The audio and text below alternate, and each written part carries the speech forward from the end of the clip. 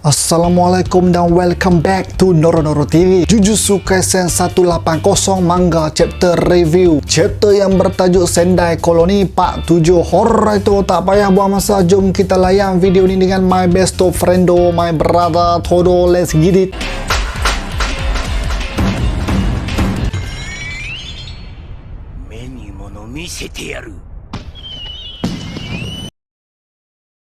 Chapter ni bermula dengan Yuta versus Ishiguri. Pertarungan di antara kekuatan Curse Energy Yuta yang hanya di tahap tertinggi apabila Rika lengkap dengan Ishiguri punya Curse Energy. Tapi walaupun kekuatan Rika maksimum, ianya sedikit lemah berbanding kekuatan Curse Energy Ishiguri. Yuta berpendapat satu-satunya cara yang dia ada ialah serang Ishiguri dengan pantas sebelum Ishiguri sempat kumpulkan Curse Energy dia ke tahap maksimum. Keinginan Ishiguri selama 400 tahun mencari musuh yang kuat akhirnya memberi sinar harapan apabila hati Yuta memberikan Ishiguri semangat untuk kembali berlawan di tahap tertinggi. Yuta berkata dia hanya mampu menembak Curse Energy sekali lagi saja. Kemudian mereka menembak Curse Energy mereka masing-masing dan berlakulah pertembungan Curse Energy yang dahsyat. Walau bagaimanapun Curse Energy Yuta dikalahkan oleh Ishiguri. Kemudian muncul semula Curse Energy yang dikumpul di dalam asap menandakan Yuta akan kembali menembak Curse Energy. Ishiguri bersemangat dengan berkata dia mahu berlawan dengan Yuta sebanyak mana yang mampu. Malangnya Ishiguri ditipu kerana tembakan Curse Energy kedua datangnya dari Rika bukan Yuta, sambil Yuta tengah berlari menuju ke Ishiguri.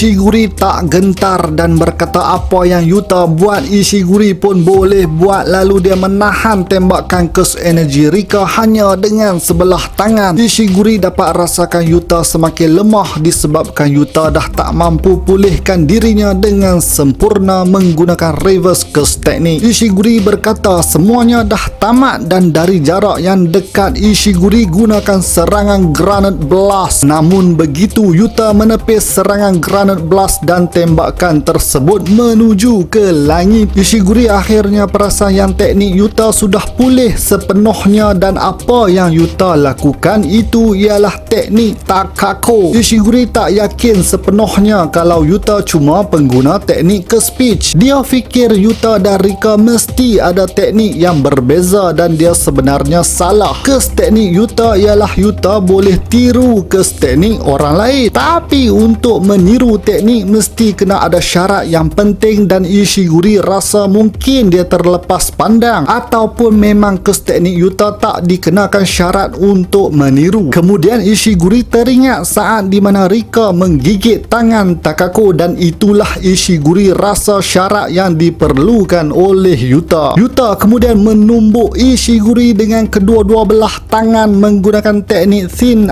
Ice Missile milik Takako. Seterusnya datang pula Rika hentam kepala Ishiguri dengan tumbukan yang kuat. Tiba-tiba Rika kembali menjadi Shikigami biasa kerana tempoh 5 minit connection di antara Yuta dengan Rika sudah pun tamat. Ishiguri mengambil peluang keemasan ini untuk menumbuk Rika dengan sekuat hati. Rika akhirnya kalah dengan pukulan Ishiguri yang sukar ditandingi walaupun Rika dalam keadaan yang lengkap. Selepas Rika dah sampai limit, Yuta dan Ishiguri terus berlawan bertumbuk. Pertarungan makin sengit dengan tumbukan berbalas dengan tumbukan. Ishiguri tak percaya yang Yuta masih mampu terus berlawan walaupun dah guna banyak tenaga dalam pertarungan-pertarungan sebelum ini. Ishiguri mengakui inilah pencuci mulut baginya yang dicari-cari. Yuta tiba-tiba memegang Ishiguri dengan kuat supaya Ishiguri tak boleh bergerak. Yuta berkata inilah kedudukannya sambil satu cahaya kelihatan di atas langit. Kemudian satu tembakan yang dahsyat terkena tepat pada Ishiguri. Ishiguri terus barai dan dia perasan itu sebenarnya tembakan Curse Energy dia sendiri. Yuta gunakan curse teknik Takako untuk mengawal langit dengan menepis dan mengembalikan tembakan Curse Energy Ishiguri ke arah Ishiguri. Ishiguri yang kelihatan badass dalam keadaan Barai mengucapkan terima kasih kepada Yuta. Ishiguri berkata akhirnya dia sudah kenyang sambil Yuta tersenyum melihat Ishiguri. Ishiguri tamatkan hidangan makanan tanpa penyesalan habis chapter ni dan minggu depan break. Setelah 400